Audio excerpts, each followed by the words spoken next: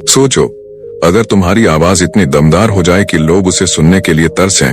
सोचो, अगर तुम्हारी बातें इतनी असरदार हों कि लोग उन्हें भूल ही ना पाएं। सोचो, अगर तुम्हारा व्यक्तित्व इतना प्रभावशाली हो जाए कि जब भी तुम बोलो तो हर कोई बस तुम्हारी बातें सुनता ही रहे। लेकिन हकीकत क्या है? अक्सर जब हम किसी से बात करते हैं तो हमें लगता है कि हमारी बातें लोगों पर असर ही नहीं डाल रही। हम बोलते हैं लेकिन कोई ध्यान नहीं देता। हमारे विचारों को लोग नजरअंदाज कर देते हैं और धीरे धीरे हमारी आवाज भीड़ में कहीं खो जाती है। पर रुको, क्या तुम जानते हो कि दुनिया के सबसे बड़े लीडर्स, वक्ता और महान हस्तियां खुलकर बोलने की ताकत के दम पर ही इतिहास में अमर हो गईं? स्वामी विवेकानंद, जिनकी एक अकेली स्पीच ने पूरे अमेरिका को हिला दिया। भगत सिंह, जिनके जोशीले शब्दों ने पूरे देश में क्रांति जगा दी। और डॉ.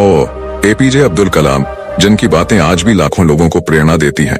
क्या तुम भी ऐसा बोलना चाहते हो कि लोग तुम्हें कभी भूल ही न पाए? अगर हाँ, तो यह कहानी तुम्हारे लिए है। दोस्तों, बहुत समय पहले एक शहर में एक जवान लड़का था। वो लड़का बहुत शर्मीला था, इतना शर्मीला कि जब भी उसके सामने कोई नया इंसान आता वो उससे बात भी नहीं करता। यहाँ तक कि जिनसे वो जानता था उनके साथ भी। मुझे पता था कि वो उनसे बात करने में भी बहुत शर्माता था। उसे सही से बात करना नहीं आता था और इस समस्या के कारण वो खुद बहुत परेशान था, क्योंकि उसकी जिंदगी में कुछ भी नहीं चल रहा था। धीरे धीरे समय बीतता गया और इसके साथ साथ उस लड़के की शर्माने की आदत भी बढ़ने लगी। जी हाँ, वो बहुत उदास, चिंतित और परेशान हो गया था। उसे समझ नहीं आ रहा था कि वो अपनी समस्या का कैसे हल निकाले। अब उसके परिवार के लोग भी उसकी समस्या को लेकर बहुत परेशान थे। उन्हें ये सोचकर चिंता हो रही थी कि उसका क्या होगा, या क्या वो अपनी जिंदगी में कुछ कर पाएगा या नहीं। जब भी वो अपनी कहानी सुनाने जाता, लोग उसकी सीधेपन का फायदा उठाते। उसे ये समझ नहीं आता था कि उसे कैसे उठाएंगे और परेशान करेंगे। हाँ, करल कोई भी उसे कुछ दे देता और वहां से चला जाता। इन सब वजहों से उसकी माँ की कहानी भी कम नहीं लगती थी। उसने तो बस कुछ ही समय में सब कुछ छोड़ दिया। उसके अंदर बहुत कुछ चल रहा था। माँ के मन में उसके अंदर विचारों का तूफान उठ रहा था। वो सबको बहुत कुछ कहना चाहता था, लेकिन अपनी इसी आदत के चलते वो किसी से कुछ नहीं कह रहा था। सारे विचार उसके अंदर ही दफन हो रहे थे। उसकी माँ में सारी बातें छिपी हुई थीं, लेकिन उसने कभी भी अपनी माँ के बारे में किसी को कुछ नहीं बताया। जब वो छोटा बच्चा था तो लोग उसे बहुत पसंद करते थे और उसकी इस आदत की भी तारीफ करते थे। लेकिन जब वो बड़ा हुआ और जवान बना तो इसी आदत के कारण उसे जिंदगी जीने में बहुत सारी मुश्किलों का सामना करना पड़ा। और वो जवान भी अपनी इस गलती के चलते बहुत परेशान था। वो इस आदत से छुटकारा पाना चाहता था। वो चाहता था कि लोग उससे दूर रहें। जो कुछ भी वो करना चाहता था, जो कुछ भी वो कहना चाहता था, वो अपनी माँ की सलाह के मुताबिक सबके सामने खुलकर कर सकता। लेकिन जब भी कोई और उसके सामने आता, ऐसा लगता जैसे वो मुंह खोलने में कतराता था। यहाँ तक कि अपने माता पिता के सामने भी उसे दूसरों के सामने ठीक से बात करना नहीं आता था। उसके पास सिर्फ कुछ दोस्त थे। उसे अपनी माँ से बात करना आता था।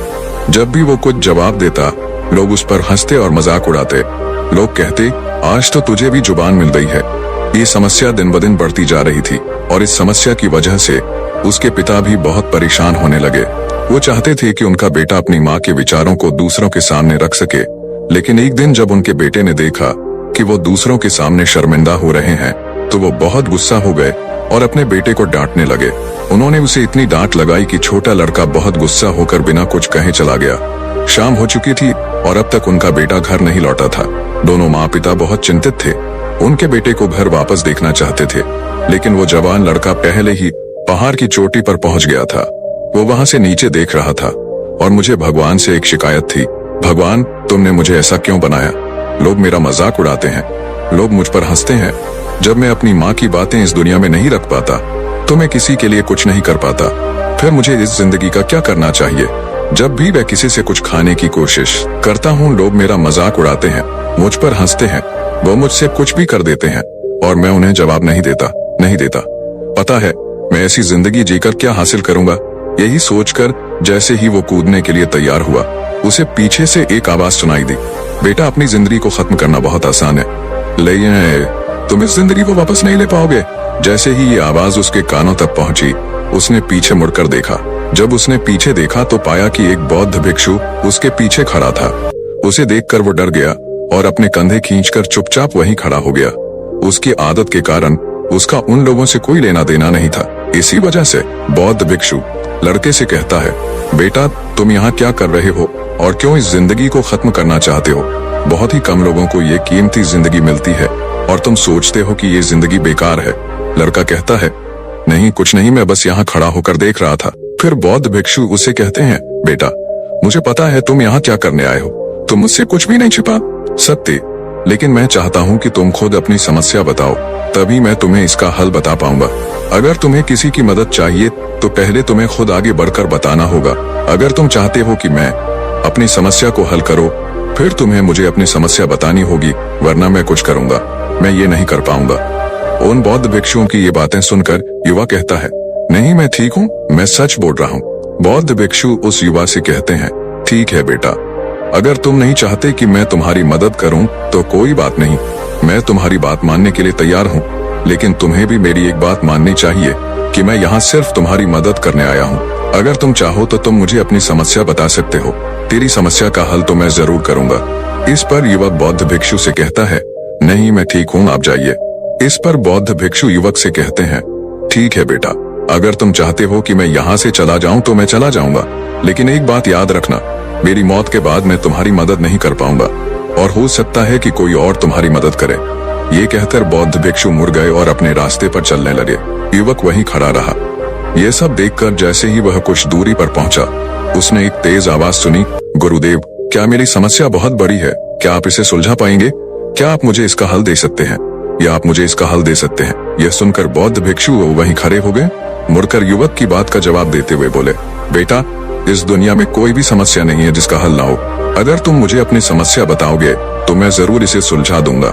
इसी वजह से युवक बौद्ध भिक्षु को अपनी समस्या बताता है और कहता है, गुरुवार मेरी सबसे बड़ी समस्या ये है कि मैं बहुत शर्मीला हूँ। सर मैं किसी से बात नहीं करता, मुझे अपनी माँ तक के बारे में नहीं पता, मैं इस बारे में किसी को नहीं बताता। मुझे पता है कि जब भी मैं किसी से बात करने की कोशिश करता हूँ, लोग मेरा मजाक उड़ाते हैं, वो मुझ पर हंसते हैं। जब कोई मेरी बेकार की बातें सुनता है तो वो और बेकार की बातें करने लगते हैं। मुझे नहीं पता कि उन्हें कैसे जवाब दूं। मैं लोगों की तरह ड्राइवर बनना चाहता हूं, मैं लोगों की तरह बातें करना चाहता हूं, मैं अपनी माँ के बारे में बात करना चाहता हूं, मैं कम से कम इस दुनिया के साथ आगे बढ़ना चाहता हूं। क्या इसका कोई हल है? साधु ने ध्यान से सब बातें सुनी जो युवक ने कही। फिर सनी जवाब देते हुए कहता है, बेटा अधिक शर्मीला होना मतलब है कि आपके अंदर एक ऐसा डर है जिसे आप पहचान नहीं पा रहे हैं, जी कारण आपको इसे हल करने में भी सक्षम होना चाहिए। शर्मीला होना एक अलग बात है और डर होना एक अलग बात है। हमारे अंदर जब हम डरते हैं तो हम किसी से बात नहीं कर पाते, हमें चारों ओर सिर्फ डर ही डर नजर आता है और हम हर जगह डरते हैं, लेकिन इसे शर्म नहीं कहा जा सकता। शर्म आपको सिर्फ एक हद तक चुप रख सकती है। फिर वो बौद्ध भिक्षु उस युवा से पूछते हैं, बेटा तुम्हें सबसे ज्यादा किस चीज की शर्म आती है? युवा इसका जवाब देता है, गुरुवार को मुझे अपने पिता से बात करने में बहुत शर्म आती है, मुझे तो नहीं पता कि उनके सामने कुछ कैसे कहूँ। फिर वो बौद्ध भिक्षु उस युवा से कहते हैं, ठीक है तो बताओ, जब तुम अपने पिता से बात कर रहे होते हो या उनसे बात करने की कोशिश कर रहे होते हो तो तुम्हारे मन में किस तरह के ख्याल आते हैं?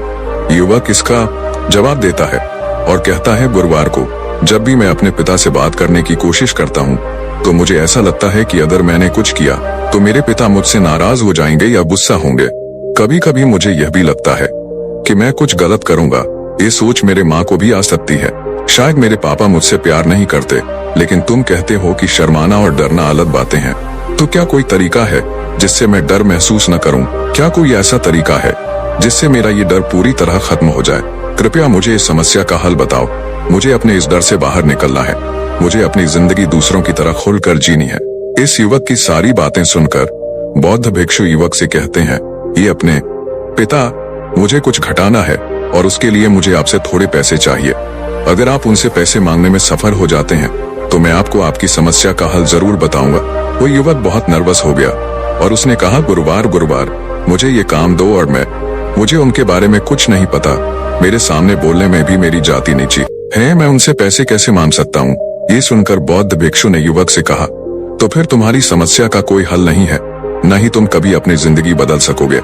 यह जवान आदमी भिक्षुओं से कहता है, गुरुवार ऐसा मत कहो, कृपया मुझे कोई और काम बताओ, ऐसा काम जो मेरे अंदर के डर को पूरी तरह से खत्म कर दे। मुझे ऐसा कोई समाधान बताओ। इस पर बौद्ध भिक्षु ने जवान आदमी से पूछा।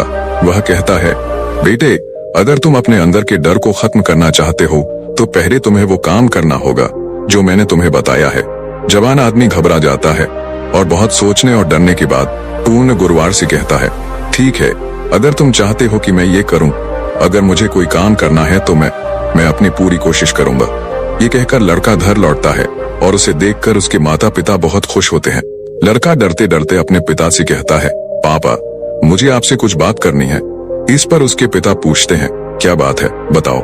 लड़का आगे कहता है, पापा, मैं कुछ करना चाहता हूँ और इसके लिए मुझे आपसे कुछ पैसे चाहिए, क्या आप मुझे पैसे दे सकते हैं?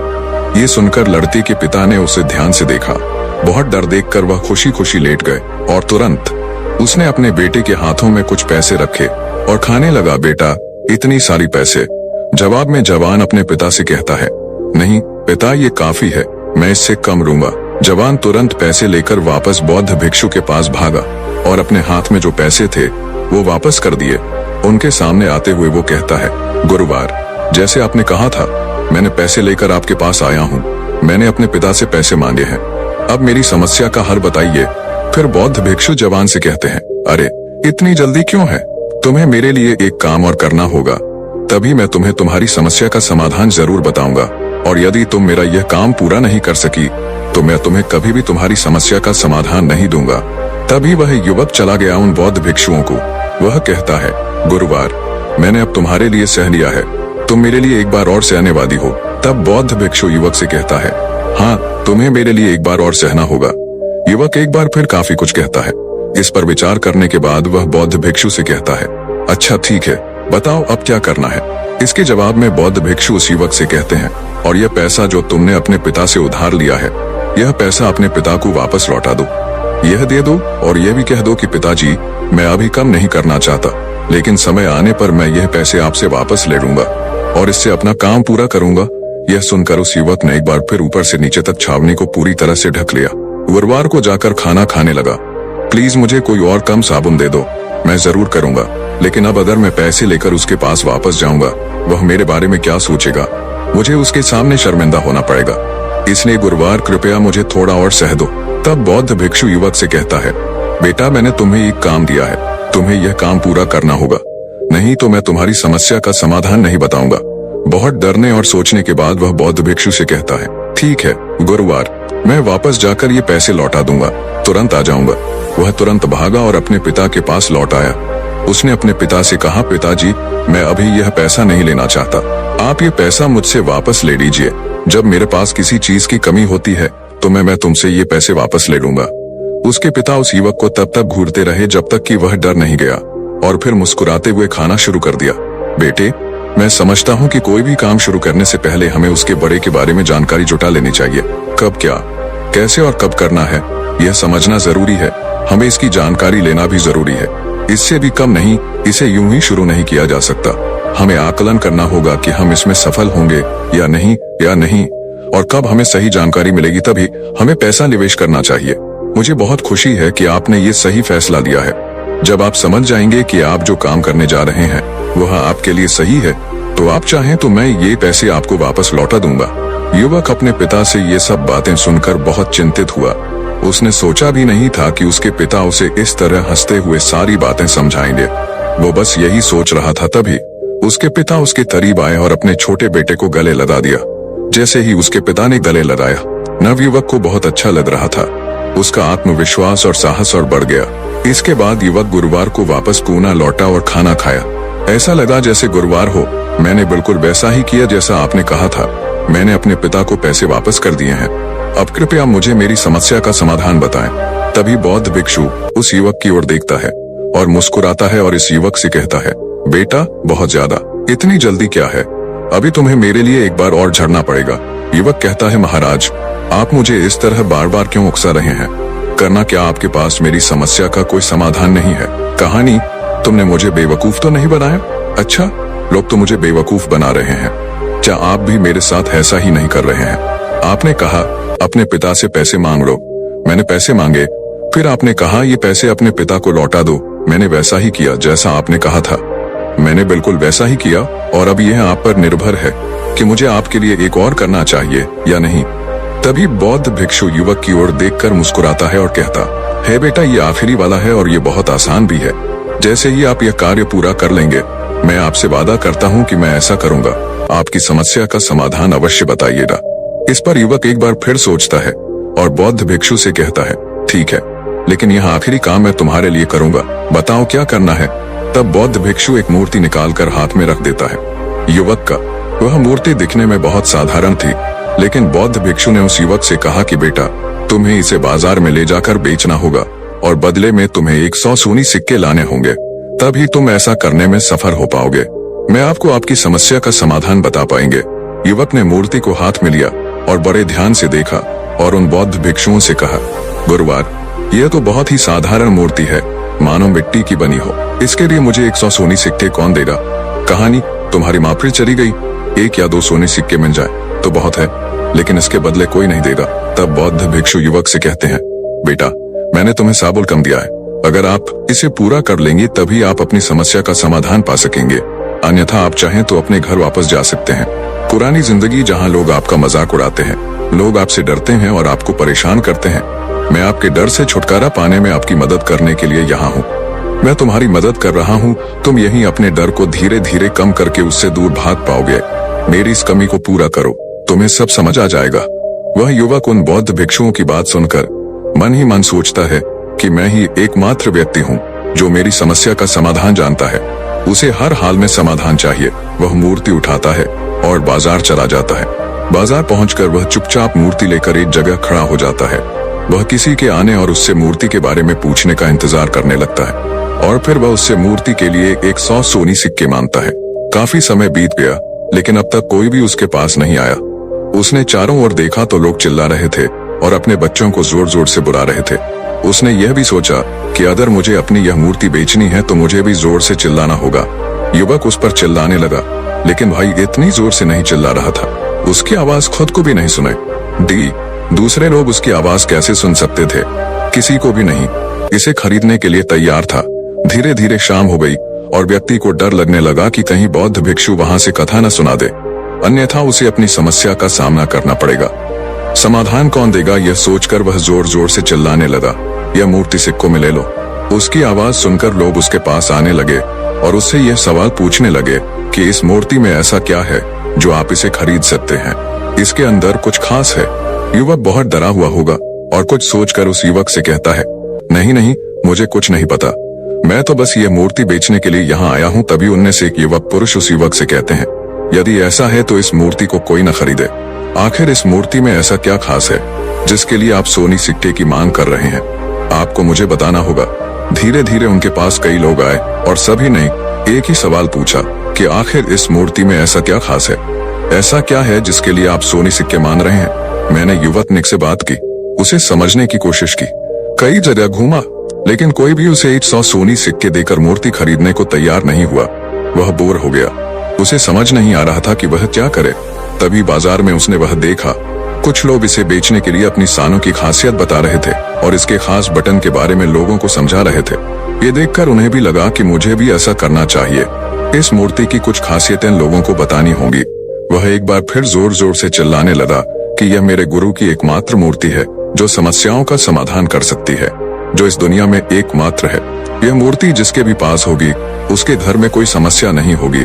यह मूर्ति आपको उसकी समस्या का समाधान अवश्य बता देगी। यह सुनकर लोग उनके पास पहुंचने लगे और उनसे सवाल पूछने लगे कि क्या वह व्यक्ति ऐसा करेगा जिनके पास यह मूर्ति है, उन्हें वास्तव में कोई समस्या नहीं है? क्या यह सचमुच सभी समस्याओं का समाधान कर देता है? उन्होंने इसका जवाब दिया। युवक कहता है, हाँ, इससे सारी समस्याएं हल हो जाती हैं। अगर आप इस मूर्ति को ले जाएंगे तो आपके घर में कोई भी समस्या होगी तो यह आपको उसका समाधान जरूर बताएगी।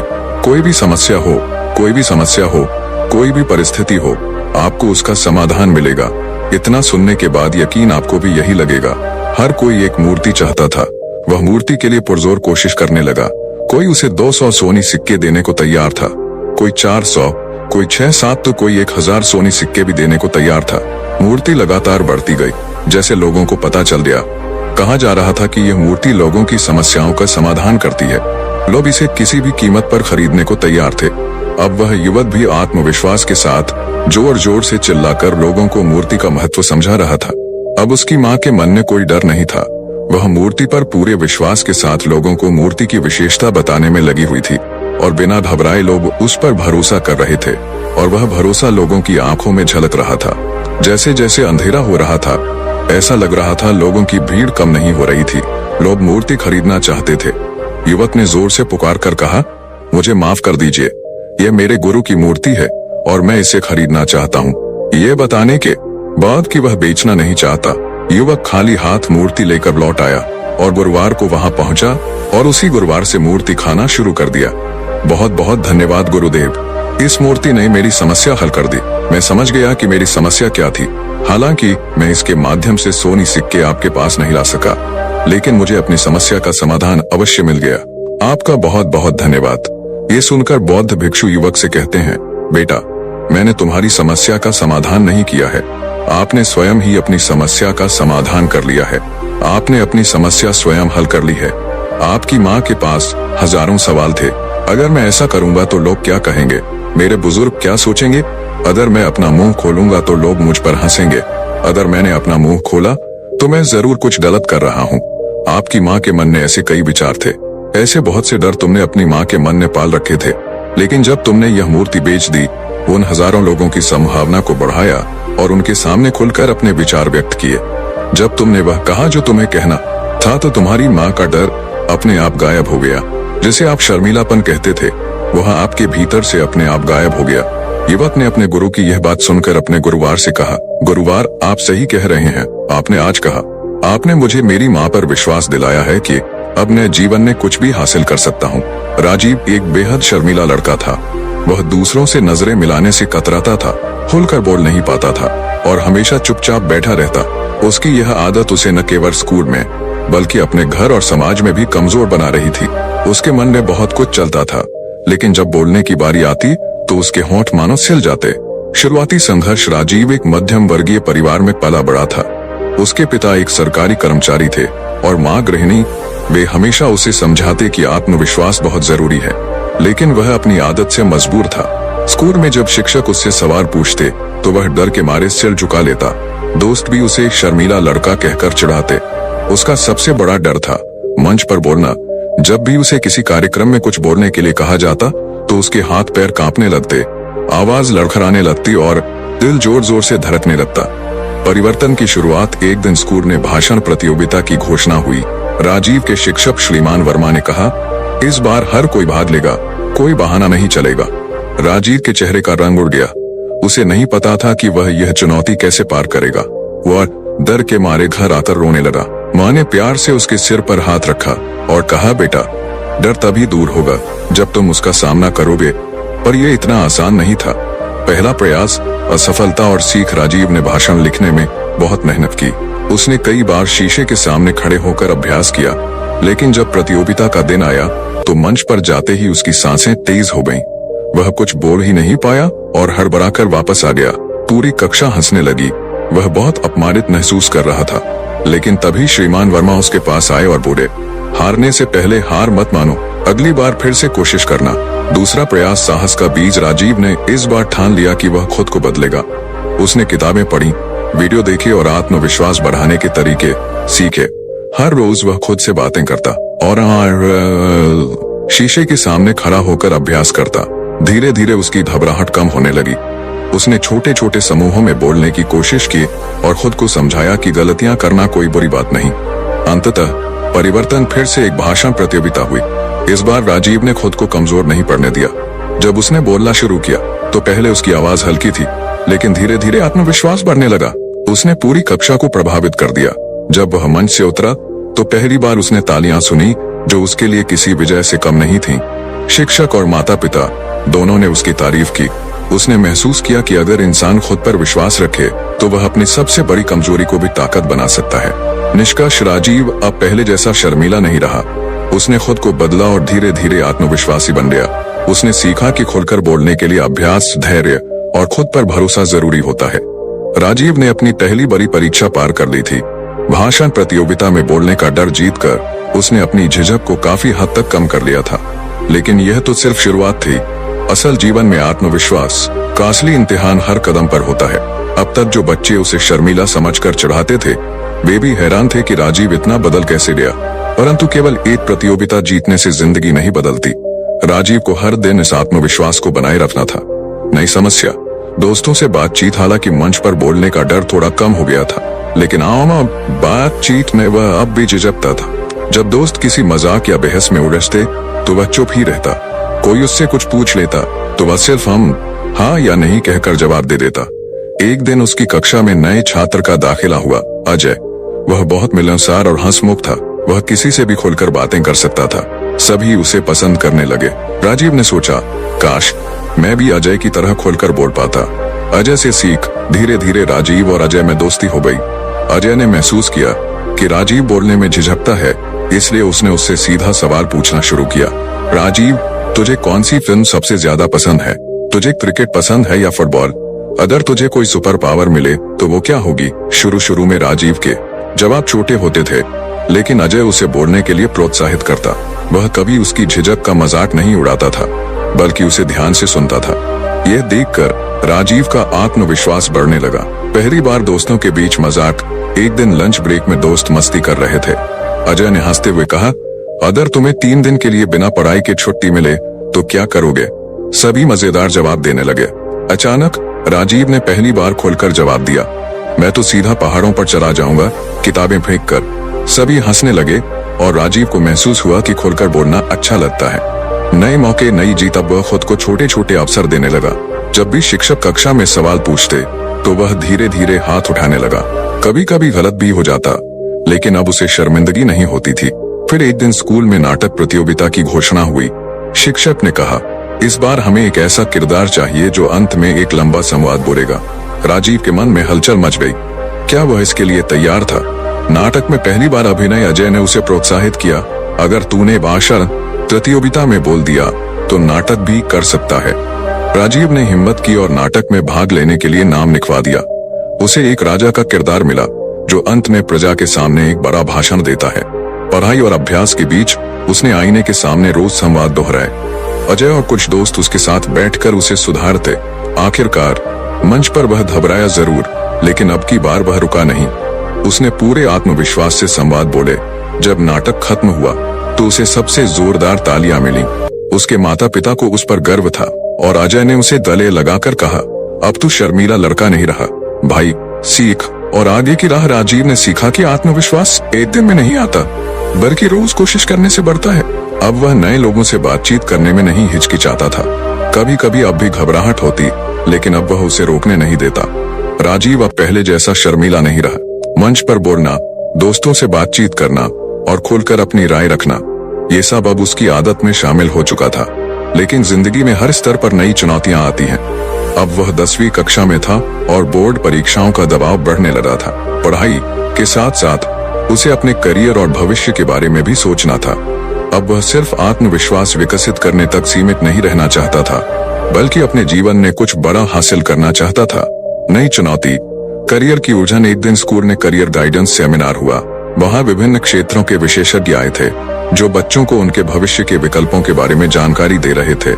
जब विशेषज्ञ ने बच्चों से पूछा, आप में से कौन कौन जानता है कि वह भविष्य में क्या बनना चाहता है? कक्षा में बहुत से बच्चों ने हाथ खड़े किए। कोई डॉक्टर बनना चाहता था, कोई इंजीनियर तो कोई व्यवसायी। लेकिन राजीव चुपचाप बैठा रहा। उसे समझ नहीं आ रहा था कि वह क्या करना चाहता है। सेमिनार खत्म होने के बाद वह अजय के पास गया और बोला, यार मैं अब आत्मविश्वास से बात तो कर सकता हूँ, लेकिन मुझे अपना भविष्य ही नहीं पता। अजय हंसते हुए बोला, कोई बात नहीं भाई, करियर ढूंढना भी एक सफर की तरह होता है। पहले सोच, तुझे सबसे ज्यादा क्या करने में मजा आता है? खुद को खोजने का सफर। राजीव ने सोचना शुरू किया। उसे किताबें पढ़ना पसंद था, खासकर प्रेरणादायक कहानियां। उसे बोलने की कला भी अब पसंद आने लगी थी। एक दिन उसकी हिंदी की अध्यापिका सुनीता मैम ने उसे स्टाफ रूम बुलाया और कहा, राजीव तुम्हारे लेख बहुत अच्छे होते हैं, क्या तुम स्कूल की पत्रिका के संपादन में मदद करना चाहोगे? ये सुनकर राजीव का आत्मविश्वास बढ़ गया। उसने हामी भर दी और पहली बार उसने अपनी रचनात्मकता को और निखारने का अवसर पाया। पहली सफलता, लेखन और वक्तृत्व कला पत्रिका के संपादन में काम करते करते राजीव को समझ में आने लगा कि उसे लिखने और बोलने में गहरी रुचि है। वह अब मंच पर सिर्फ भाषण ही नहीं देता था, बल्कि डिबेट प्रतियोगिताओं में भी भाग लेने लगा। धीरे धीरे वह स्कूल का जाना माना वक्ता बन गया। जब भी कोई बड़ा आयोजन होता तो उसे ही मंच संचालन की जिम्मेदारी दी जाती। महत्वपूर्ण मोड़, कॉलेज और नई दुनिया 12वीं के बाद राजीव ने पत्रकारिता में आगे बढ़ने का फैसला किया। उसने एक प्रसिद्ध विश्वविद्यालय में दाखिला लिया, जहां उसे और भी बड़े मंच मिले। कॉलेज में पहली बार उसे राष्ट्रीय स्तर की वाद विवाद प्रतियोगिता में भाग लेने का मौका मिला। यहाँ उसे देश भर के प्रतिभाशाली वक्ताओं से मुकाबला करना था। शुरुआत में वह थोड़ा घबराया, लेकिन जब उसने अपनी बात आत्मविश्वास से रखी तो सभी प्रभावित हुए। प्रतियोगिता के अंत में वह दूसरा स्थान हासिल करने में सफल रहा। उसने अपने परिवार और स्कूल के शिक्षकों को फोन किया और यह खुशखबरी दी। वे सभी गर्व महसूस कर रहे थे। सीख और प्रेरणा अब राजीव का सपना था, एक बड़ा पत्रकार बनना जो समाज के सामने सच्चाई लाए और प्रभावशाली तरीके से बोल सके। उसने सीखा कि आत्मविश्वास केवल बोलने तक सीमित नहीं होता, बल्कि यह जीवन के हर क्षेत्र में सफलता की कुंजी है। जो कभी सबसे शर्मीला लड़का था, वह अब लाखों लोगों के सामने अपनी बात रख सकता था। अंतिम संदेश, राजीव की यह यात्रा हमें यह सिखाती है कि कोई भी व्यक्ति जन्म से शर्मीला नहीं होता, बल्कि सही मार्गदर्शन, अभ्यास और हिम्मत से खुद को बदल सकता है। एक बार की बात है, किसी छोटे शहर के एक सरकारी स्कूल में, जहां बच्चे अपने सपनों को पूरा करने की कोशिश में लगे रहते थे, वहीं एक छात्र था, अमित।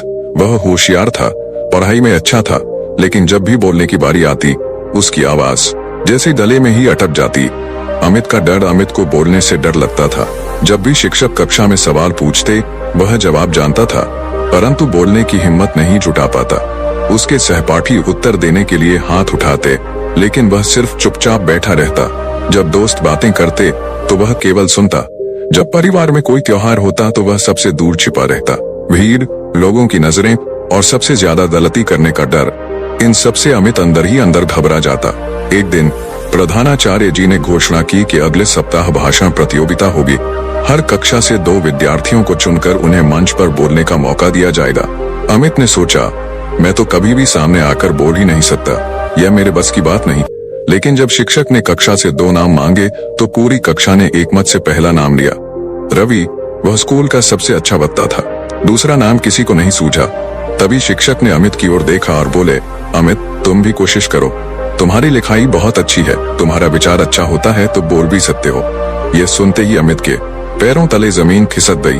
उसने मना करने की कोशिश की, लेकिन शिक्षक ने मुस्कुराकर कहा, बस एक बार कोशिश कर लो, हम सब तुम्हारे साथ हैं। घर लौटते समय अमित के मन में अजीब सी बेचैनी थी। क्या वह सच में मंच पर जाकर बोल सकता था? अगर शब्द अटक गए तो? अगर सब हंस पड़े तो? अगर वह भूल गया तो? उसकी माँ ने महसूस किया कि वह परेशान है। उन्होंने पूछा, क्या बात है बेटा, आज तुम बहुत चुप हो? अमित ने धीरे धीरे पूरी बात बताई। माँ ने प्यार से उसका सिर सहलाया और कहा, बेटा, डर सबको लगता है, लेकिन अगर तुमने एक बार कोशिश कर ली तो यह डर हमेशा के लिए खत्म हो जाएगा। अमित ने उनकी बात सुनी, लेकिन अब भी यकीन नहीं हो रहा था कि वह कर पाएगा। पहला अभ्यास, आईने के सामने अमित ने भाषण लिखा, लेकिन जब उसने पहली बार आईने के सामने बोलने की कोशिश की तो शब्द लड़खड़ा गए। आवाज इतनी धीमी थी कि खुद उसे सुनाई नहीं दी। फिर उसने सोचा, अगर अकेले में नहीं बोल पा रहा हूँ तो सबके सामने कैसे बोलूंगा? लेकिन उसने हार नहीं मानी। हर दिन थोड़ा थोड़ा प्रयास करता। कभी पूरा भाषण नहीं बोल पाता, कभी हतलाने लगता, लेकिन फिर भी रोज प्रयास करता। अंतिम दिन की घबराहट, प्रतियोगिता से एक दिन पहले अमित को बहुत घबराहट हो रही थी। स्कूल में सभी प्रतियोगी मंच पर अभ्यास कर रहे थे। रवि ने अपना भाषण पूरे आत्मविश्वास के साथ दिया। उसकी आवाज स्पष्ट थी, हाव भाव प्रभावशाली थे और सभी शिक्षक उसे देखकर मुस्कुरा रहे थे। अब अमित की बारी आई। उसने मंच पर कदम रखा। उसने गहरी सांस ली, लेकिन जब बोलना शुरू किया तो शब्द अटक गए। 2 वाक्य के बाद ही उसकी आवाज कांपने लगी। उसने जल्दी जल्दी पूरा करने की कोशिश की और फिर बैठ गया। शिक्षकों ने उसे हौसला दिया, लेकिन अमित अंदर से टूट चुका था। उसे लग रहा था कि वह प्रतियोगिता में नहीं जा पाएगा। क्या अमित प्रतियोगिता में भाग लेगा? अब सबसे बड़ा सवाल यह था, क्या अमित अगले दिन हिम्मत जुटाकर मंच पर बोल पाएगा? क्या वह अपने डर को हरा सकेगा? अमित के लिए यह रात बहुत कठिन थी। उसकी घबराहट कम होने का नाम ही नहीं ले रही थी। मंच पर की गई उसकी कोशिश नाकाम हो गई थी और अब उसे लग रहा था कि प्रतियोगिता में भाग लेना एक बड़ी गलती थी। लेकिन तभी उसकी माँ कमरे में आई और देखा कि अमित अपने भाषण की पंक्तियां बार बार देख रहा था, लेकिन आत्मविश्वास पूरी तरह टूट चुका था। बेटा, तुम इतने डरे हुए क्यों हो? माँ ने प्यार से पूछा। अमित ने धीमी आवाज में कहा, माँ, मैं नहीं कर सकता। मैंने मंच पर कोशिश की, पर मेरी आवाज ही नहीं निकली। सभी ने मुझे देखा और मुझे बहुत शर्मिंदगी महसूस हुई। अगर प्रतियोगिता में ऐसा हुआ तो माँ मुस्कुराई और बोली, अगर गिरने से डरोगे तो कभी चल नहीं पाओगे। याद रखो, जो लोग अच्छा बोलते हैं वे भी कभी न कभी तुम्हारी ही तरह डरते थे। वे भी पहले हकलाते थे, लड़खड़ाते थे, लेकिन उन्होंने हार नहीं मानी। अमित चुपचाप सुनता रहा। फिर माँ ने आईना सामने रखा और कहा, फिर से कोशिश करो। इस बार अपने डर को मत देखो, खुद को देखो और सोचो कि तुम अकेले नहीं हो। मैं यहाँ हूँ, तुम्हारे शिक्षक तुम्हारे साथ हैं और सबसे बड़ी बात, तुम खुद अपने साथ हो। माँ की बातों ने अमित को थोड़ा हिम्मत दी। उसने आईने के सामने खड़े होकर फिर से अभ्यास किया। इस बार वह रुका नहीं। जब उसकी आवाज कांपी तो उसने खुद को संभाला और फिर से बोला। धीरे धीरे वह अपनी गलतियों से सीखने लगा। अगली सुबह प्रतियोगिता का दिन था। स्कूल पहुंचते ही अमित के पेट में अजीब सी हलचल हो रही थी। मन में सवालों की आंधी चल रही थी। अगर मैं फिर से फेल हो गया तो, अगर सबने मेरा मजाक उड़ाया तो। लेकिन इस बार उसने एक और सोचा, अगर मैं हिम्मत से बोल दिया तो। प्रतियोगिता शुरू हुई। सभागार पूरी तरह भरा हुआ था। मंच पर बड़ा सा बैनर लगा था, भाषण प्रतियोगिता, आत्मविश्वास ही सफलता की कुंजी। अमित ने इसे पढ़ा और मुस्कुरा दिया। शायद यही मेरी परीक्षा है। शिक्षकों ने प्रतियोगिता की शुरुआत की। रवि मंच पर गया और अपने शानदार भाषण से सबको प्रभावित किया। उसकी आवाज में आत्मविश्वास छलक रहा था। पूरा हॉल तालियों से गूंज उठा। अब अमित की बारी थी। उसके हाथ पैर ठंडे पड़ गए। उसने गहरी सांस ली और मंच पर कदम रखा। सभागार में सन्नाटा था। उसने माइक पकड़ा। पहले शब्द निकले, नमस्कार। फिर थोड़ी घबराहट महसूस हुई, लेकिन इस बार उसने खुद को संभाला। उसकी आंखें अब श्रोताओं पर थीं और उसकी आवाज पहले से बेहतर थी। डर हमारे जीवन का एक हिस्सा होता है। हम जब भी कुछ नया करने की कोशिश करते हैं तो डर हमें रोकने की कोशिश करता है, लेकिन अगर हम डर को हरा कर आगे बढ़ें तो वही डर हमारी सबसे बड़ी ताकत बन सकता है। अमित अब सहज महसूस कर रहा था। उसकी आवाज में मजबूती आने लगी। उसने वही कहा जो उसने महसूस किया था और वह अपने हर शब्द को जी रहा था। जब उसने अपना भाषण खत्म किया तो कुछ पल सन्नाटा रहा। फिर पूरा हॉल तालियों से गूंज उठा। शिक्षकों ने सर हिलाकर उसकी तारीफ की और उसके दोस्त मुस्कुरा रहे थे। जब वह मंच से नीचे आया तो उसे विश्वास ही नहीं हुआ कि उसने यह कर दिखाया। शिक्षक उसके पास आए और बोले, अमित, यह सिर्फ शुरुआत है। तुमने अपने डर को हराकर आज बहुत बड़ी जीत हासिल की है। रवि ने भी अमित की पीठ थपथपाई और कहा, भाई, आज तूने कमाल कर दिया। अमित को समझ आ गया था कि आत्मविश्वास किसी जादू की तरह अचानक नहीं आता। यह धीरे धीरे अभ्यास और हिम्मत से बढ़ता है। अब वह सिर्फ एक प्रतियोगिता जीतने तक सीमित नहीं रहना चाहता था। वह हर मौके पर खुद को बेहतर बनाना चाहता था। अमित की यह कहानी हमें यह सिखाती है कि डर हमेशा रहेगा, लेकिन जब हम उससे लड़ते हैं तो वही डर हमें सबसे मजबूत बना देता है। गर्मियों की एक तपती दोपहर थी। सूर्य अपनी पूरी तीव्रता से धरती को तपाने में लगा था। दूर दूर तक सूखे पेड़ और मुरझाई हुई झाड़ियां नजर आ रही थीं। हवा में धूल उड़ी हुई थी और कहीं कहीं से जंगली पक्षियों की थकी हारी आवाजें सुनाई दे रही थीं। इसी तपते जंगल के बीच एक वृद्ध साधु लकड़ी की छड़ी के सहारे धीरे धीरे चलते जा रहे थे। उनके शरीर पर गेरुआ वस्त्र धूल से भरे हुए थे। पांवों में चप्पलें घिस चुकी थीं और माथे से पसीने की बूंदें बह रही थीं। वे कई दिनों से निरंतर यात्रा कर रहे थे, बिना किसी निश्चित मंजिल के।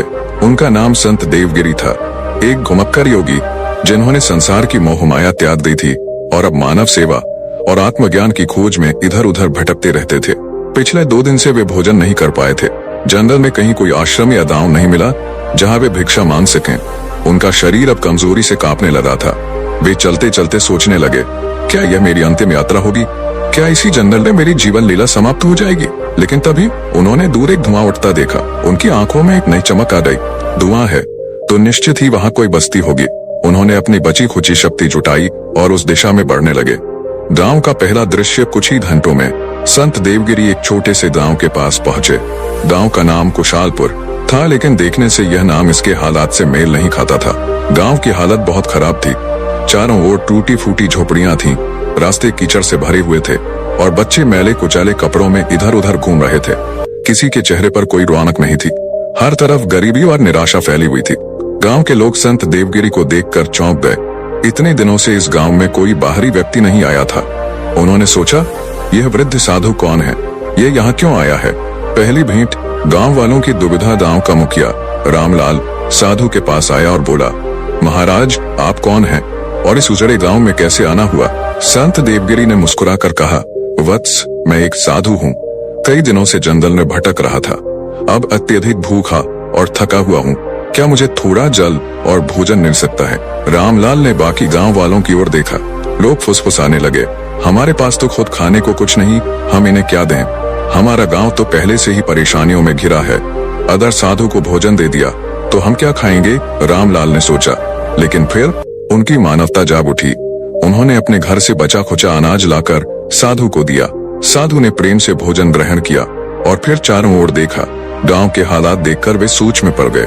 गांव की दुर्दशा, साधु की चिंता। भोजन के बाद संत देवगिरी ने गांव वालों से पूछा, वत्स, यह गांव इतना बेजान क्यों लगता है? क्या यहाँ खेती नहीं होती? क्या यहाँ व्यापार नहीं चलता? रामलाल ने गहरी सांस ली और कहा, महाराज, हमारा गांव एक समय संपन्न था, लेकिन अब सब कुछ बदल गया है। पानी की कमी, अनपढ़ता और आपसी मतभेदों ने हमें बर्बाद कर दिया। खेती बर्बाद हो गई, लोग आलसी हो गए और अब यहाँ कोई उम्मीद नहीं बची। साधु ने ध्यान से सुना। उन्होंने देखा कि इस गांव के लोग खुद को ही असहाय मान चुके थे। वे किसी चमत्कार की प्रतीक्षा कर रहे थे, लेकिन कोई प्रयास करने को तैयार नहीं था। साधु का निर्णय, गांव में रुकना। संत देवगिरी ने कुछ क्षण सोचा और फिर दृढ़ स्वर में बोले, वत्स, मैं इस गांव को पुनः जीवित करूंगा, लेकिन इसके लिए तुम्हें भी मेरे साथ प्रयास करना होगा। गांव वाले चौंक गए। कैसे?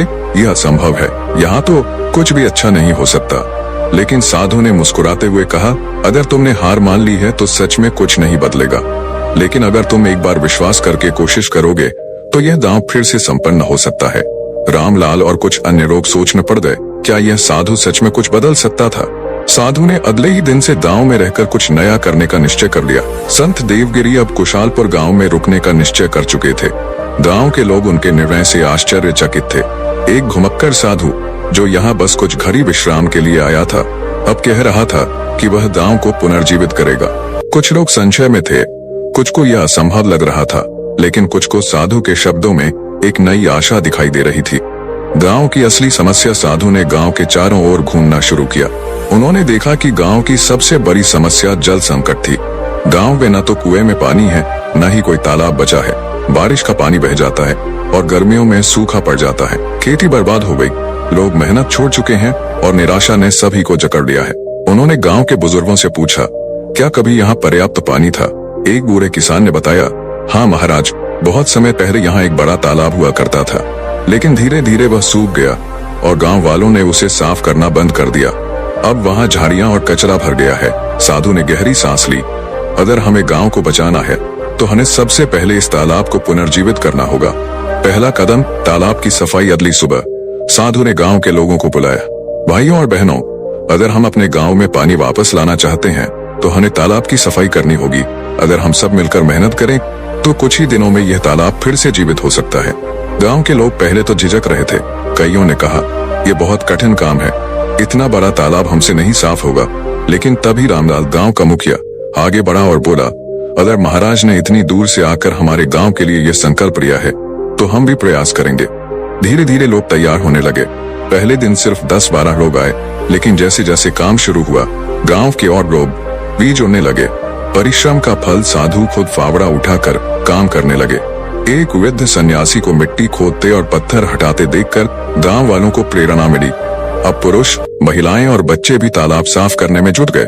धीरे धीरे हफ्तों की मेहनत के बाद तालाब की पुरानी शक्ल उभरने लगी। बारिश का पानी अब उसमें जमा होने लगा और कुछ ही महीनों में तालाब फिर से पानी से भरने लगा। गांव के लोगों ने वर्षों बाद अपने तालाब में पानी देखा। ये एक चमत्कार जैसा था।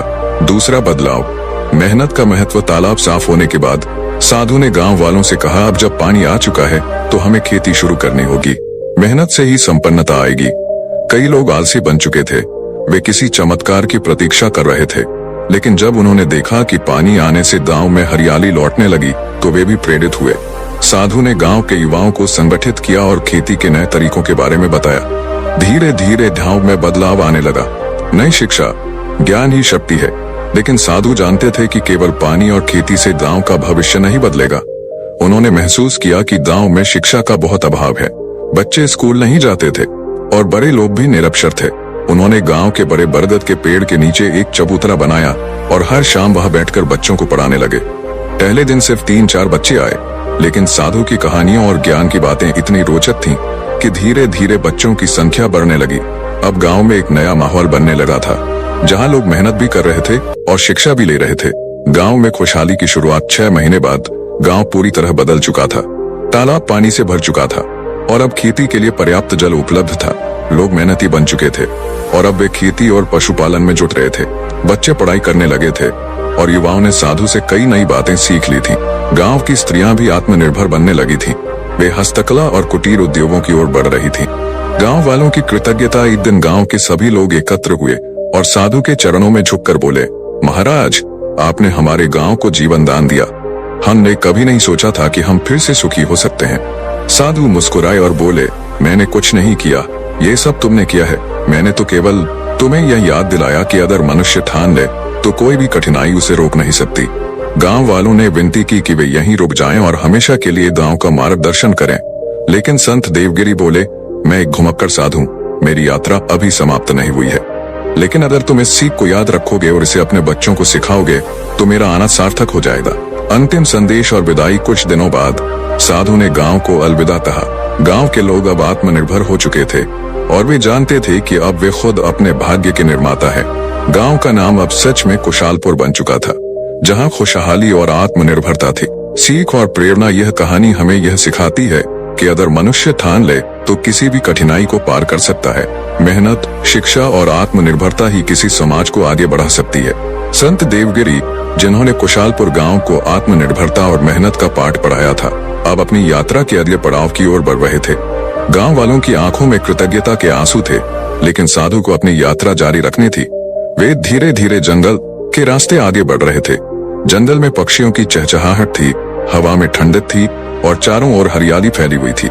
कुशालपुर गांव की समृद्धि देखकर अब उन्हें संतोष था, लेकिन जब वे जंगल के बीच पहुंचे तो उनका ध्यान एक अजीब दृश्य पर गया। जंगल में एक मरा हुआ शेर साधु एक बड़े पेड़ के नीचे कुछ पल के लिए विश्राम करने रुके। तभी उनकी दृष्टि पास ही पड़े एक विशाल मृत शेर पर पड़ी। वह शेर देखने में बलशाली था, लेकिन अब उसका शरीर निश्चल पड़ा था।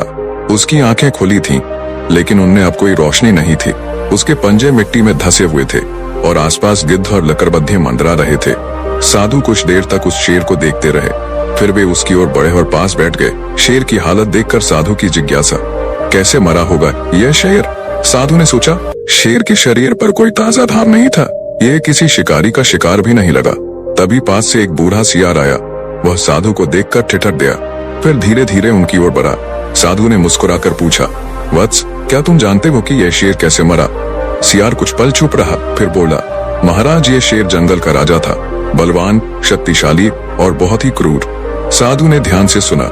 सियार ने आगे कहा, यह शेर पहले बहुत मेहनती था, खुद शिकार करता था, पूरे जंगल में घूमता था और कोई भी इसे टकराने की हिम्मत नहीं करता था। लेकिन धीरे धीरे इसे अपनी शक्ति पर अभिमान होने लगा। एक दिन इसे लगा कि अब इसे खुद शिकार करने की जरूरत नहीं है, यह जंगल का राजा है, इसलिए बाकी जानवर इसे भोजन लाकर देंगे। साधु ने गहरी सांस ली। फिर क्या हुआ? सियार बोला, पहले तो दूसरे जानवर डर के मारे इसे खाना लाकर देते रहे, लेकिन जैसे जैसे समय बीतता गया वे थकने लगे। वे खुद के लिए भोजन जुटाने में असमर्थ होने लगे और धीरे धीरे उन्होंने शेर को खाना देना बंद कर दिया।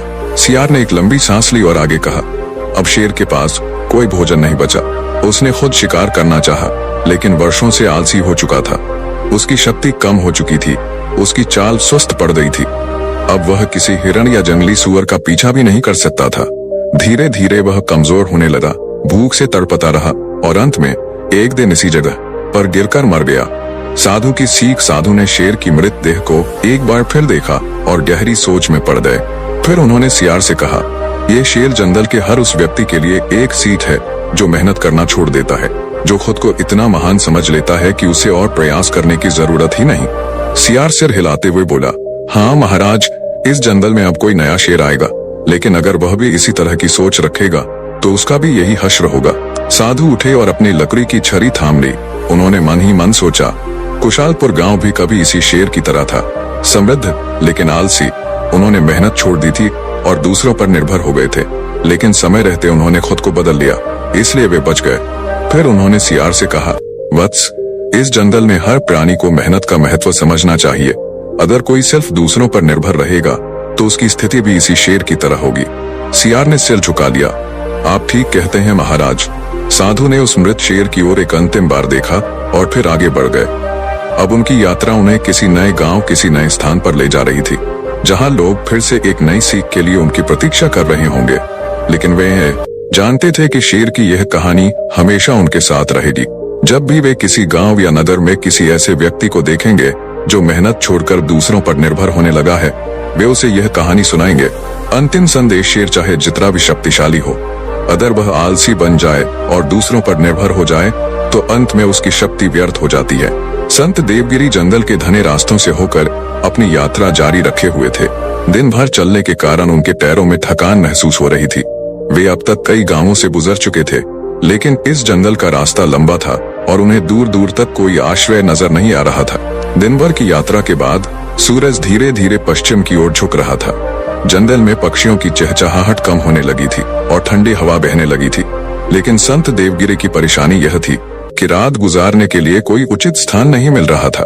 घना जंगल और रात का डर, वे चलते चलते एक विशाल पीपल के पेड़ के पास पहुंचे।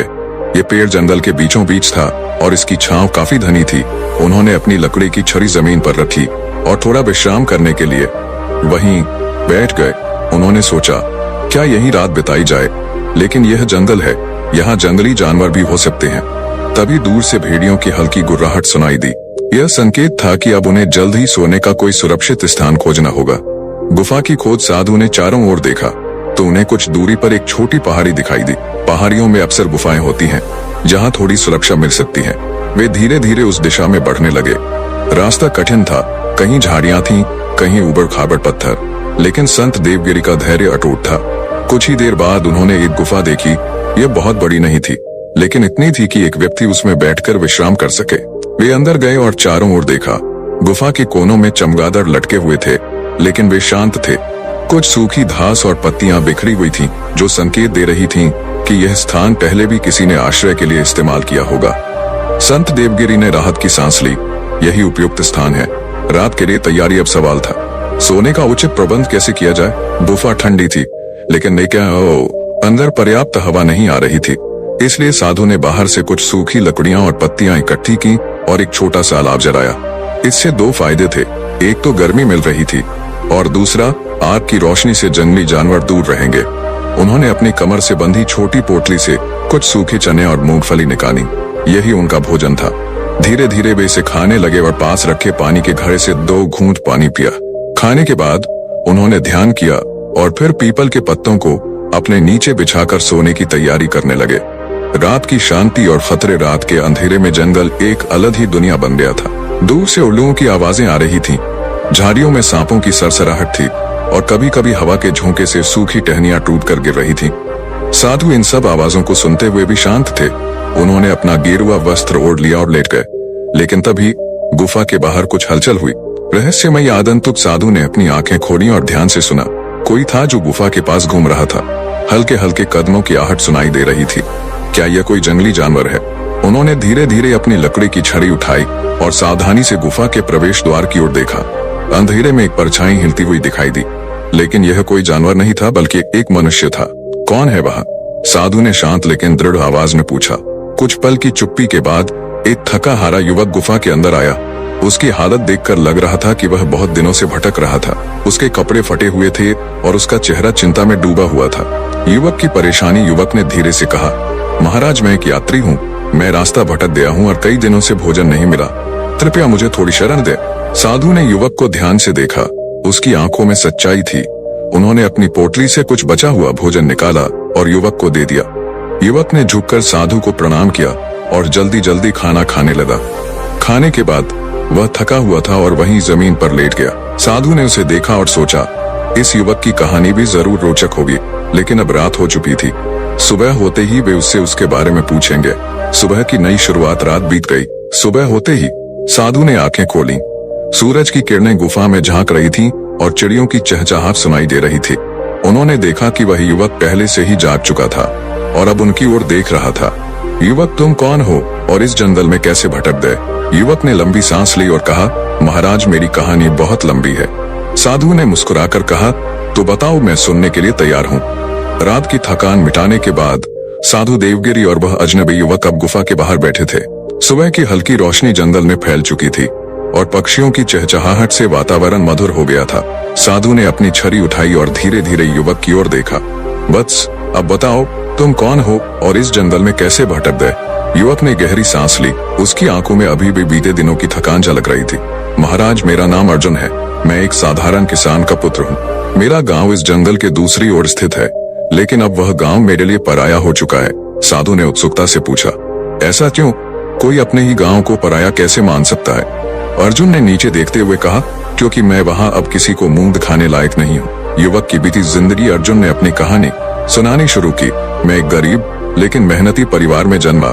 मेरे पिता किसान थे और माँ घर संभालती थी। हमारे पास ज्यादा संपत्ति नहीं थी, लेकिन जो था उसमें हम खुश थे। गांव में शिक्षा की कोई विशेष सुविधा नहीं थी, लेकिन फिर भी मेरे माता पिता ने मुझे पढ़ने भेजा। मुझे पढ़ाई में बहुत रुचि थी। मेरा सपना था कि मैं गांव से बाहर जाकर कुछ बड़ा करूं, जिससे मेरे माता पिता को गर्व हो। लेकिन मेरा गांव बहुत रूढ़िवादी था। वहां के लोग सोचते थे कि पढ़ाई केवल अमीरों के लिए होती है। वे कहते थे कि गरीब किसान का बेटा हल चलाने के लिए पैदा होता है, किताबें पढ़ने के लिए नहीं। जब मैंने गांव के लोगों की इस सोच के खिलाफ जाने की कोशिश की, तो उन्होंने मुझे तिरस्कार से देखा। वे मुझे अलग थलग करने लगे। मेरे दोस्तों ने भी मेरा मजाक उड़ाया। साधु चुपचाप सुन रहे थे। अर्जुन की आंखों में बीते दिनों का दर्द झलक रहा था। मुश्किलें बढ़ती गईं। एक दिन गांव के जमींदार के बेटे ने मुझे अपमानित किया। उसने कहा कि अगर मैं सच में इतना पढ़ा लिखा हूँ, तो मुझे गांव छोड़कर शहर चले जाना चाहिए। मैं आहत हुआ, लेकिन मैंने ठान लिया कि मैं हार नहीं मानूंगा। मैंने रात दिन मेहनत की, खेतों में काम किया और पढ़ाई भी जारी रखी। लेकिन जैसे जैसे मैं बड़ा हुआ, लोगों का विरोध बढ़ता गया। फिर वह दिन आया जब मैंने एक बड़ी गलती कर दी। साधु ने पूछा, कैसी गलती? अर्जुन ने दुखी स्वर में कहा, मैंने गांव छोड़ने का निर्णय लिया। मैं घर से बिना बताए निकल पड़ा और शहर की ओर चल पड़ा। लेकिन शहर की दुनिया उतनी आसान नहीं थी जितनी मैंने सोची थी। शहर में मैंने बहुत मुश्किलें झेली। किसी ने मदद नहीं की, कोई सहारा नहीं मिला। धीरे धीरे मेरी हालत खराब होती गई। पैसे खत्म हो गए, भूख लगने लगी और मैं सड़क पर रहने को मजबूर हो गया। कुछ दिनों बाद मुझे महसूस हुआ कि मैंने बहुत बड़ी भूल कर दी। गांव भले ही मुझे समझ नहीं पाया, लेकिन वह मेरी जड़ थी। मैं अपने माता पिता को छोड़कर यहाँ आया और अब मैं किसी अजनबी की तरह जी रहा था। अंततः मैंने निर्णय लिया कि मैं वापस जाऊंगा। लेकिन जब मैं गांव के रास्ते लौटा, तो वहां के लोगों ने मेरा मजाक उड़ाया। उन्होंने कहा, देखा, तू बाहर जाकर कुछ नहीं कर पाया, अब सिर झुकाकर वापस आया है। मेरे माता पिता ने मुझे अपना लिया, लेकिन गांव वालों के तानों से मैं टूट चुका था। मैंने सोचा कि शायद अब मेरा वहां कोई स्थान नहीं है, इसलिए मैं जंगल में भटकने लगा, ये सोचकर कि शायद मुझे कोई राह मिले। अर्जुन की आंखों से आंसू छलक पड़े। महाराज, अब मैं नहीं जानता कि मुझे क्या करना चाहिए।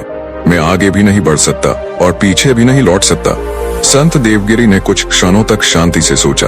फिर उन्होंने अर्जुन के कंधे पर हाथ रखा और कहा, वत्स, जीवन में कोई भी प्रयास व्यर्थ नहीं जाता। तुमने हार मान ली, इसलिए तुम्हें हार मिली। अगर तुम अपने फैसले पर दृढ़ रहते, तो सफलता तुम्हारे कदम चूमती। अर्जुन ने चौंक कर साधु की ओर देखा। लेकिन महाराज, जब पूरा गांव मेरे खिलाफ था, तो मैं क्या करता? साधु मुस्कुराए। समाज हमेशा बदलाव का विरोध करता है। जब मैंने कुशालपुर गांव में परिवर्तन लाने की कोशिश की थी, तब वहां के लोग भी शुरुआत में नहीं माने थे, लेकिन मैंने धैर्य रखा और आज वह गांव समृद्ध है। तुमने भी परिवर्तन लाने की कोशिश की, लेकिन बीच में हार मान ली। तुमने गांव को दोष दिया, लेकिन तुम खुद भी भाग खड़े हुए। अर्जुन चुप हो गया। वह समझ गया कि साधु सही कह रहे हैं। साधु ने आगे कहा, तुम्हें अब एक नया निर्णय लेना होगा।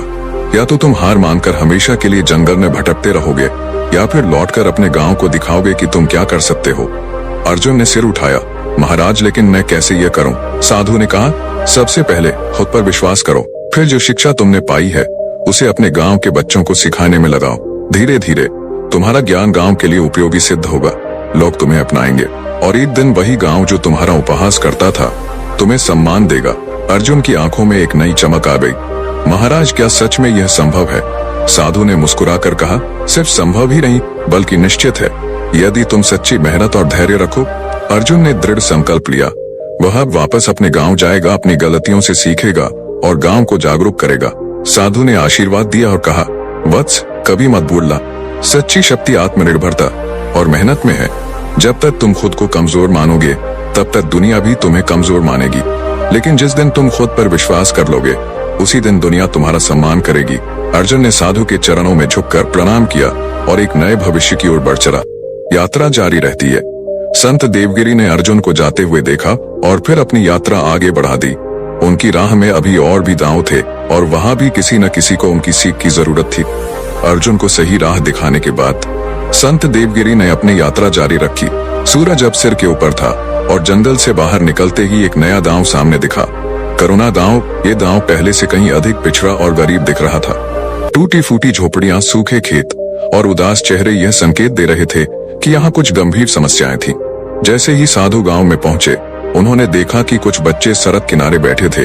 वे नंगे पैर, फटे पुराने कपड़ों में थे और भूख से कमजोर लग रहे थे। साधु के मन में करुणा उमड़ी। उन्होंने एक वृद्ध व्यक्ति से पूछा, वत्स, इस गांव की यह दशा क्यों है? वृद्ध ने लंबी सांस ली और कहा, महाराज, यह गांव कभी समृद्ध था, लेकिन अब गरीबी और अज्ञानता का शिकार हो गया है। यहाँ के लोग मेहनती हैं, परंतु वे संगठित नहीं हैं। साधु ने उत्सुकता से पूछा, कैसे? गांव की दयनीय स्थिति वृद्ध व्यक्ति ने बताया। इस गांव के लोग कभी खेती बाड़ी में निपुण थे। हमारी फसलें दूर दूर तक बिकती थीं, लेकिन धीरे धीरे हम आलसी होते गए। व्यापारियों ने हमारे साथ धोखा किया और हम पर कर्ज बढ़ता गया। अब स्थिति यह है कि गांव के युवा शहर चले जाते हैं और जो बचते हैं वे बस भाग्य को कोसते रहते हैं। साधु ने सोचा, यह गांव आत्मविश्वास और एकता की कमी से ग्रस्त है। यदि इन्हें सही दिशा मिले तो यह फिर से उन्नति कर सकता है। गांव वालों से संवाद। साधु गांव के बीचों बीच पहुंचे और वहां के लोगों को एकत्र किया। उन्होंने ऊंची आवाज में कहा, हे ग्रामवासियों, क्या तुम अपनी इस स्थिति से संतुष्ट हो? गांव के लोग पहले तो चुप रहे, फिर किसी ने कहा, हम कर भी क्या सकते हैं महाराज, हमारा भाग्य ही ऐसा है। साधु ने गंभीर स्वर में कहा, भाग्य वही बदलता है जो स्वयं मेहनत करता है।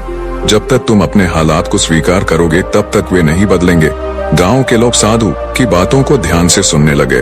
संत देवगिरी ने गांव वालों को समझाया कि यदि वे फिर से मेहनत करें, संगठित होकर कार्य करें और व्यापारियों के धोखे से बचें, तो वे अपनी खोई हुई समृद्धि वापस ला सकते हैं। उन्होंने कहा, पहला कदम यह है कि तुम शिक्षा और मेहनत को अपनाओ। दूसरा, एकता बनाए रखो। तीसरा, जो कुछ भी पास में है उसे सही तरीके से उपयोग करो। गांव वालों ने आपस में विचार विमर्श किया। कुछ को यह कठिन लगा, लेकिन कुछ ने साधु की बातों पर विश्वास किया। गांव में बदलाव की शुरुआत। संत देवगिरी ने गांव में कुछ दिनों तक रहकर लोगों को दिशा दी। उन्होंने एक, किसानों को संगठित किया और उन्हें नई कृषि तकनीकें सिखाई। 2, बच्चों के लिए पाठशाला शुरू की ताकि वे शिक्षित हों। 3, गांव के व्यापारियों को सही व्यापार करने की सीख दी ताकि वे बाहर के व्यापारियों से ठगे न जाएं। धीरे धीरे गांव में बदलाव आने लगा। लोग मेहनत करने लगे, बच्चे पढ़ने लगे और व्यापार सही दिशा में बढ़ने लगा। कुछ महीनों बाद करुणा गांव में चमत्कारी परिवर्तन आया। खेती में उन्नति हुई, बच्चे शिक्षा के महत्व को समझने लगे और गांव की आर्थिक स्थिति मजबूत होने लगी। गांव वालों ने साधु को प्रणाम किया और कहा, महाराज, आपने हमें जीवन की सही राह दिखाई, हम आपके आभारी हैं। साधु मुस्कुराए और बोले, वत्स, मैं कुछ नहीं, यह परिवर्तन तुम लोगों ने स्वयं किया है। यदि हर गांव आत्मनिर्भर बन जाए तो सारा देश समृद्ध हो जाएगा। गगनपुर गांव का एक साधारण युवक रवि, जिसकी उम्र लगभग 25 वर्ष थी, अपने जीवन की सबसे कठिन परीक्षा से गुजर रहा था। वह पढ़ा लिखा था, मेहनती था, लेकिन बेरोजगारी और गरीबी ने उसे हताश कर दिया था। उसके पिता एक गरीब किसान थे, जनाब बंजर हो चुकी थी, माँ बीमार रहती थी और घर में 2 छोटे भाई बहन थे जिनकी जिम्मेदारी भी उसी पर थी। रवि ने कई जगह नौकरी के लिए आवेदन किया, लेकिन हर बार उसे यही जवाब मिलता, तुम्हारे पास अनुभव नहीं है, हम फिलहाल किसी को नहीं रख रहे। तुम्हारे जैसे हजारों लोग यहाँ नौकरी ढूंढ रहे हैं। धीरे धीरे उसकी उम्मीदें टूटने लगी। गांव वालों की बातें और रवि का दर्द। गांव के कुछ लोग रवि का मजाक उड़ाते थे, अरे इतना पढ़ लिख कर भी बेकार बैठा है, देखो इसकी डिग्रियां तो बड़ी बड़ी हैं, लेकिन काम एक भी नहीं। अगर यही हाल रहा तो इसे भी अपने पिता की तरह खेतों में मजदूरी करनी पड़ेगी। रवि अंदर से टूट चुका था, लेकिन उसके पास कोई विकल्प नहीं था। परिवार की चिंता, घर की हालत दिन ब दिन बिगड़ रही थी। घर में अनाज कम होता जा रहा था, माँ की दवाएं भी अधूरी रह जाती थीं और छोटे भाई बहन भूखे सोने को मजबूर थे। एक दिन जब माँ ने बीमार हालत में उससे कहा, बेटा कुछ काम खोजो, कुछ भी करो, लेकिन घर की हालत संभालो, तो रवि का दिल टूट गया। उसने ठान लिया कि अब कुछ करना ही होगा, चाहे कोई भी रास्ता अपनाना पड़े। अगली सुबह रवि ने गांव छोड़ने का निर्णय लिया। उसने अपने पिता से कहा, बाबा मैं शहर जा रहा हूँ, वहाँ कुछ भी करूँगा, मजदूरी ही सही, लेकिन इस गरीबी से निकलने का कोई ना कोई उपाय खोजूंगा। पिता ने गहरी सांस ली और बोले, बेटा यह दुनिया आसान नहीं है, वहाँ धोखे भी हैं, मुश्किलें भी, लेकिन अगर तुमने मेहनत और ईमानदारी से काम किया तो सफलता जरूर मिलेगी। माँ की आंखों में आंसू थे, लेकिन उन्होंने सिर पर हाथ रखकर आशीर्वाद दिया। रवि ने एक छोटी सी पोटली में कुछ कपड़े बांधे, जेब में केवल 100 रुपए रखे और शहर की ओर चल पड़ा, एक नए संघर्ष की ओर। रवि जब गांव से निकला तो उसके मन में कई सपने थे। शहर जाकर कुछ अच्छा काम करेगा, पैसे कमाएगा और अपने परिवार की गरीबी को खत्म करेगा। लेकिन उसे यह नहीं पता था कि शहर की चकाचौंध के पीछे कितनी काली सच्चाइयां छिपी होती हैं। शहर की पहली सुबह रवि बस से उतरकर शहर के एक बड़े चौक पर पहुंचा। चारों ओर बड़ी बड़ी इमारतें, तेज रफ्तार गाड़ियां और भीड़ भाड़ वाला माहौल देखकर वह थोड़ी देर के लिए सहम गया। क्या मैं यहाँ फिट हो पाऊंगा? ये सवाल उसके मन में आया, लेकिन फिर उसने खुद को समझाया, डरने से कुछ नहीं होगा। उसके पास जेब में सिर्फ 100 रुपए थे। सबसे पहले उसने किसी सस्ते ढाबे पर जाकर खाना खाया और फिर काम ढूंढने निकल पड़ा। नौकरी की तलाश और निराशा। रवि ने कई दुकानों, होटलों और फैक्ट्रियों में जाकर नौकरी के लिए पूछा, लेकिन हर जगह उसे वही जवाब मिला, हमें किसी अनुभवी आदमी की जरूरत है, फिलहाल कोई काम नहीं है। हम तुम्हें रख तो लेंगे, लेकिन महीने के सिर्फ 2000 मिलेंगे। रवि को समझ में आ गया कि बिना अनुभव और सिफारिश के शहर में नौकरी मिलना आसान नहीं है। पहली रात खुले आसमान के नीचे पूरा दिन घूमने के बाद जब उसे कोई काम नहीं मिला तो उसे एहसास हुआ कि अब रात बिताने की भी समस्या होगी। जेब में बचे पैसे कम हो चुके थे और होटल में रुकने का कोई सवाल ही नहीं था। आखिरकार वह एक पार्क में जाकर बैठ गया। वहां उसने देखा कि कई और गरीब लोग भी थे। कोई फुटपाथ पर सो रहा था तो कोई मंदिर की सीढ़ियों पर। क्या यही मेरा भी भविष्य है?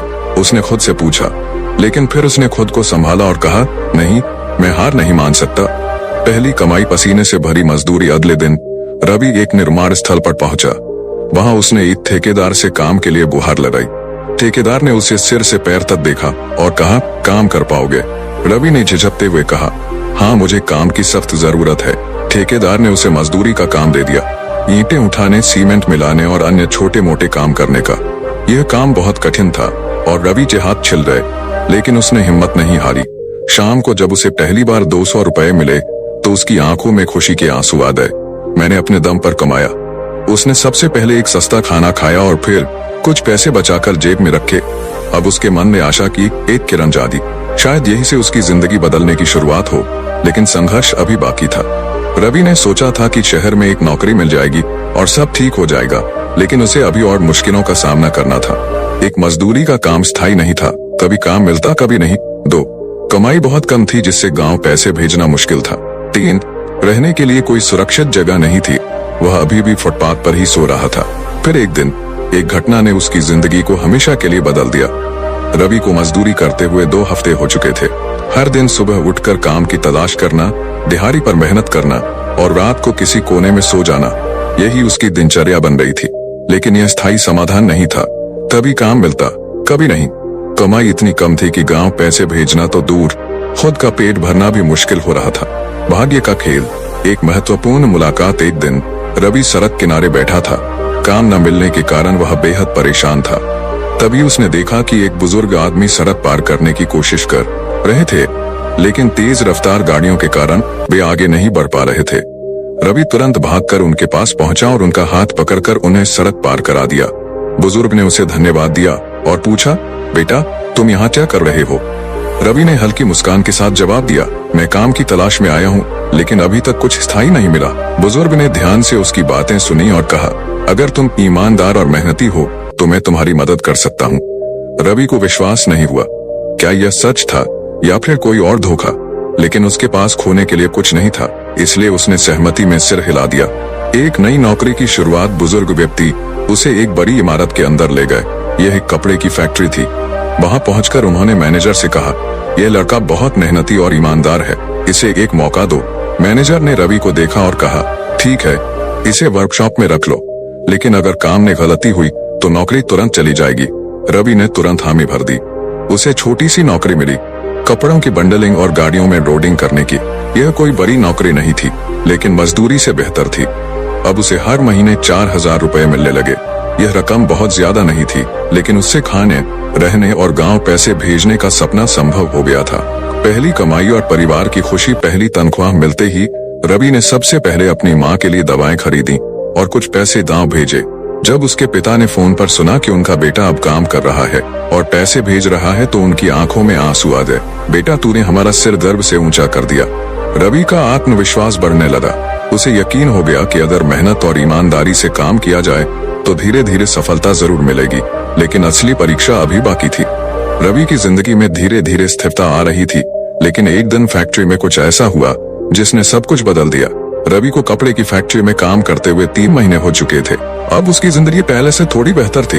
उसे हर महीने पक्की तनख्वाह मिल रही थी, रहने के लिए एक छोटी सी जगह मिल रही थी, और सबसे बड़ी बात, वह गांव में अपने परिवार को हर महीने पैसे भेज पा रहा था। लेकिन किस्मत हमेशा सीधी राह पर नहीं चलती। फैक्ट्री में एक अजीब घटना। एक दिन फैक्ट्री के गोडाउन में हड़कंप मच गया। फैक्ट्री के मालिक मिस्टर मेहता को मालूम चला कि हजारों रुपए के कपड़े चोरी हो चुके हैं। मैनेजर ने पूरे स्टाफ को बुलाया और सख्ती से पूछताछ शुरू कर दी। ये चोरी किसने की? अगर किसी ने देखा है तो बताओ, वरना सभी पर शक किया जाएगा। रवि चुपचाप खड़ा था, लेकिन तभी उसे याद आया कि 2 दिन पहले उसने रात की शिफ्ट में 2 लोगों को संदिग्ध तरीके से कपड़ों के बंडल उठाते देखा था। वह असमंजस में था। क्या वह सच बताए? अगर उसने बताया तो कहीं ये लोग उससे दुश्मनी न कर लें, लेकिन अगर नहीं बताया तो उसकी ईमानदारी पर सवाल उठ सकता था। रवि की हिम्मत और सच्चाई। थोड़ी देर सोचने के बाद रवि ने आगे बढ़कर कहा, साहब, मैंने कुछ देखा था। पूरा स्टाफ उसकी ओर देखने लगा। मैनेजर ने सख्ती से पूछा, क्या देखा था? रवि ने पूरी घटना विस्तार से बताई। तुरंत ही सीसीटीवी फुटेज देखी गई और उसकी गवाही सच साबित हुई। चोर फैक्ट्री के ही 2 पुराने कर्मचारी निकले, जो बाद में पकड़े गए। इनाम और तरक्की मालिक मिस्टर मेहता को रवि की ईमानदारी बहुत पसंद आई। उन्होंने सबके सामने उसकी सराहना की और कहा, आजकल ऐसे ईमानदार लोग मिलते नहीं, मैं तुम्हें प्रमोशन देता हूँ। अब रवि को मजदूरी का काम छोड़कर सुपरवाइजर बना दिया गया। उसकी तनख्वाह 4000 से बढ़कर 8000 रुपए हो गई। ये उसकी मेहनत और सच्चाई का इनाम था। गांव में खुशखबरी। जब रवि ने यह खबर अपने पिता को सुनाई तो वह भावुक हो गए। बेटा, तूने साबित कर दिया कि ईमानदारी से जीने वाले लोग कभी हारते नहीं। अब गांव में लोग भी उसकी मिसाल देने लगे। जो पहले उसका मजाक उड़ाते थे, वही अब कहने लगे, रवि ने सही किया जो शहर गया। देखो, अब उसकी जिंदगी बदल रही है। लेकिन यह सफर अभी खत्म नहीं हुआ था। आगे क्या होगा? अब रवि के सामने एक और नई चुनौती थी। क्या वह इसी नौकरी में संतुष्ट रहेगा या कुछ और बड़ा करने की सोचेगा? रवि अब फैक्ट्री में सुपरवाइजर बन चुका था। उसकी मेहनत और ईमानदारी ने उसे सम्मान दिलाया था। वह हर महीने अच्छी कमाई कर रहा था और गांव में अपने परिवार को पैसे भेजता था। लेकिन उसके मन में एक सवाल उठता था, क्या मैं हमेशा किसी के लिए नौकरी करता रहूंगा या कभी अपना कुछ शुरू कर पाऊंगा? गांव में एक व्यापारी का आगमन। इसी दौरान रवि को गांव से एक चौंकाने वाली खबर मिली। गांव में एक बड़ा व्यापारी आया था, जो वहां नए व्यापार के अवसर तलाशने के लिए घूम रहा था। उस व्यापारी का नाम मुरलीधर गुप्ता था। वह शहर में कई बड़ी कपड़ा फैक्ट्रियों का मालिक था और अब वह गांवों में कच्चा माल खरीदने और छोटे उद्योग शुरू करने के अवसर देख रहा था। गुप्ता जी गांव के सरपंच से मिले और बोले, आपका गांव खेती और हस्तशिल्प में अच्छा है, लेकिन लोग बेरोजगार हैं। अगर यहाँ सही उद्योग लगाया जाए तो रोजगार बढ़ सकता है। गांव वालों को यह सुनकर उम्मीद जगी। रवि की वापसी और व्यापार का आइडिया। रवि को जब ये पता चला तो उसने सोचा, क्यों ना मैं भी इस मौके का फायदा उठाऊं। मैं कपड़ा फैक्ट्री में काम कर चुका हूं।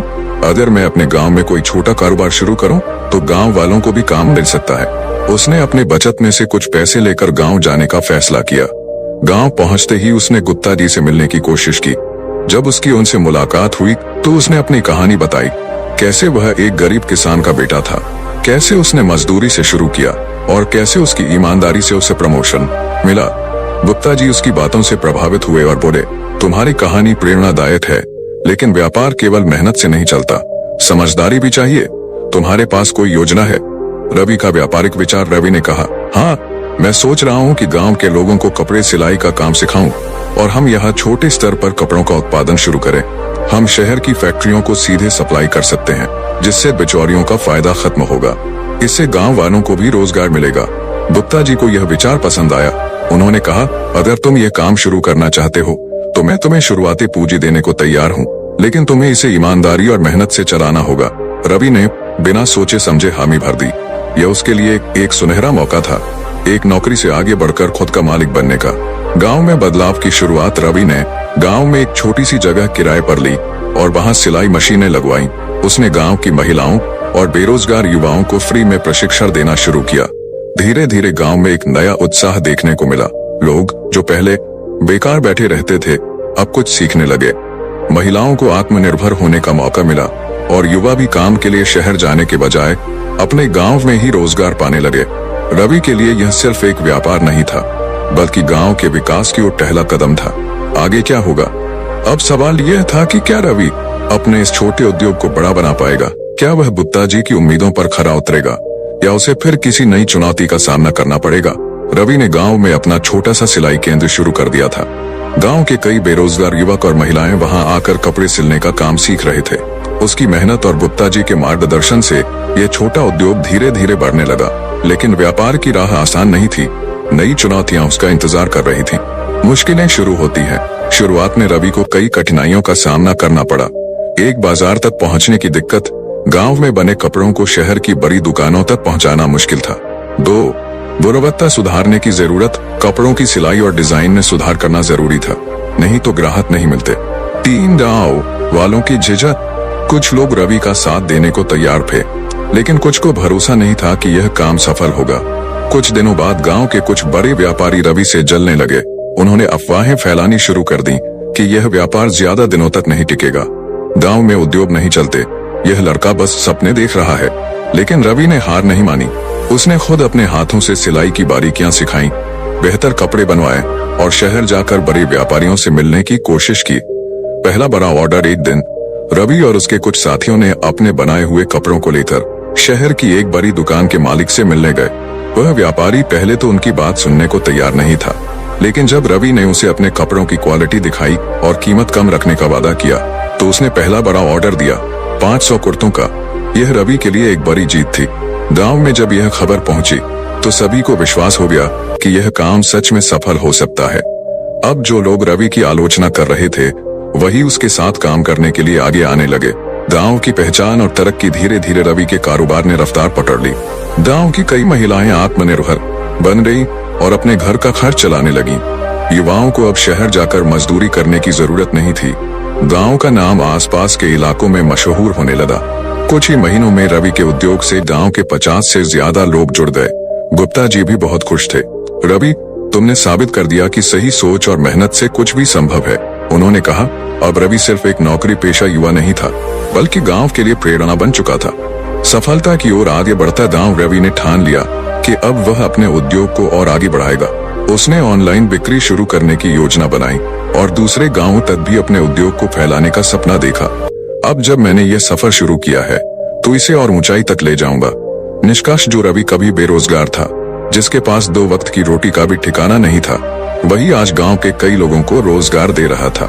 ये कहानी सिर्फ रवि की नहीं, बल्कि हर उस युवा की है जो हालात से लड़कर अपनी पहचान बनाना चाहता है। संघर्ष कभी बेकार नहीं जाता। अगर मेहनत और ईमानदारी से किया जाए तो सफलता जरूर मिलती है। दोस्तों, कहानी कैसी लगी कमेंट करके जरूर बताएं और वीडियो पसंद आई हो तो वीडियो को लाइक और चैनल पर नए हो तो चैनल को सब्सक्राइब जरूर करें। धन्यवाद। आपका दिन शुभ हो।